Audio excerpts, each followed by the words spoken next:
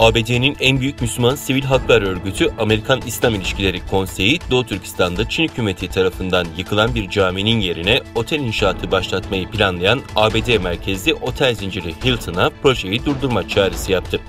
Amerikan İslam İlişkileri Konseyi Ulusal İcra Direktörü ve araştırmacısı İsmail Ayles'ın yaptıkları yazılı açıklamada Çin'in Uygur Türklerine yönelik soykırım kampanyası kapsamında Uygur Türklerinin kültürlerini, tarihlerini ve özellikle de İslami kimliklerini yok etmeye çalıştığını belirtti.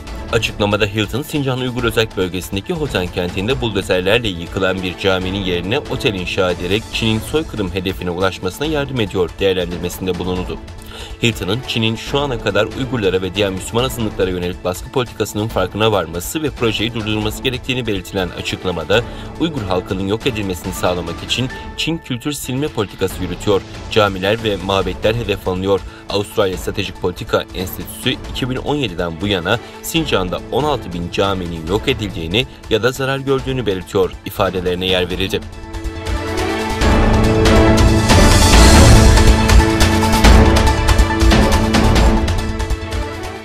ABD Uluslararası Dini Özgürlükler Komisyonu'nun internet sitesinde 15 Haziran'da yapılan duyuruya göre komisyon üyelerinden Uygur avukat Nuri Türkel resmi olarak başkan yardımcılığını devralacak. Açıklamada yeni düzenlemede başkan yardımcılığına atanan Nuri Türkel'in Mayıs 2020'de ABD Temsilciler Meclisi Başkanı Nancy Pelosi tarafından doğrudan komiserliğe atandığı belirtildi. Nuri Türkel göreve geldiği günden bu yana Times dergisinin dünyanın en etkili 100 kişisi ve Fortune magazininin dünyanın en büyük 50 lideri listesinde yer aldı. Yeni atanan komite başkanı Nathan Mancy, dini özgürlükler alanında daha fazlasını başarmak için gelecekte başkan yardımcısı Nuri Türkel'le daha yakın çalışmayı dört gözle bekliyorum dedi. Nuri Türkel'in görev süresi Mayıs 2022'de dolacak. Nuri Türkel halen Uygur İnsan Hakları Projesi'nin yönetim kurulu başkanlığını yürütüyor.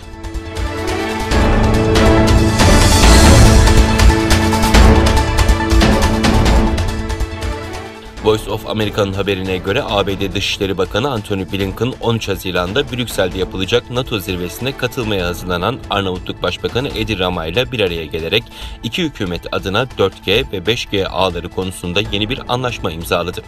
Antony Blinken imza töreninde gazetecilere verdiği demeçte iki tarafın güvenilir telekomünikasyon ekipmanı tedarikçilerinin ürünlerini kullanarak diğer ülkeler için iyi bir örnek teşkil eden anlaşmayı imzaladığını açıkladı. Geçen yıl eski Dışişleri Bakanı Mike Pompeo liderliğindeki ABD Dışişleri Bakanlığı, ABD telekom şirketleri mobil uygulamalar, uygulama pazarları ve Bluetooth hizmetleri de dahil olmak üzere 5 ana sektörde Çin'i tamamen temizlemek için küresel bir temizlik girişimi başlatacağını duyurmuş ve ülkeleri Çin'in güvenilmez 5G hizmet ağına ve teknik ürünlerini kullanmama yani temizleme planını takip etmeye çağırmıştı. Aralarında Birleşik Krallık, Çek Cumhuriyeti, Polonya, İsveç, Estonya, Romanya, Danimarka ve Letonya'nın da bulunduğu düzinelerce ülke ABD'nin girişimini desteklediğini ve 5G ağındaki güvenilmez tedarikçilerin ürünlerini kullanmamayı tercih ettiklerini belirtti.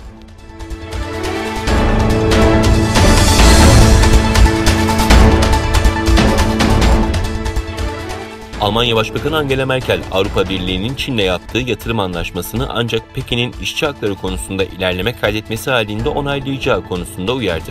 Merkel, hedefimiz Çin'de işçi hakları konusunda önemli ilerlemeler görmek dedi. Ayrıca amacımız Doğu Türkistan'daki zorla çalıştırılan işçiler haklarında iyileştirmeler görmektir dedi. Merkel, geçen yıl Almanya'nın AB Konseyi Başkanlığı sırasında imzalanan anlaşmanın ana savunucularından biriydi. Anlaşmada Pekin, işçileri koruyan ve zorla çalıştırmayı yasaklayan birkaç uluslararası çalışma örgütü normunu geçirmeye yönelik sürekli çaba göstermeyi taahhüt etti. Pekin hükümeti milyonlarca Uygur ve diğer Müslüman azınlıkları adil yargılanmadan gözaltına almak ve onları ucuz iş gücü kaynağı olarak kullanmakla suçlanıyor.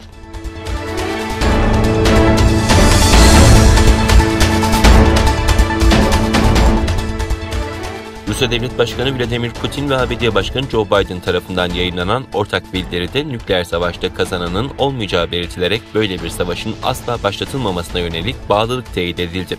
Kremlin bugün Cenevre'de gerçekleşen Putin ve Biden arasındaki görüşmenin ardından üzerinde uzlaşıya varılan ortak bildiriyi yayınladı. Bildiride Rusya ve ABD'nin gerginlik dönemlerinde dahi stratejik alanda öngörülebilirliği sağlama, silahlı çatışma risklerini ve nükleer savaş tehdidini azaltmaya yönelik ortak hedeflere doğru ilerleme kaydedebileceklerini gösterdikleri belirtildi.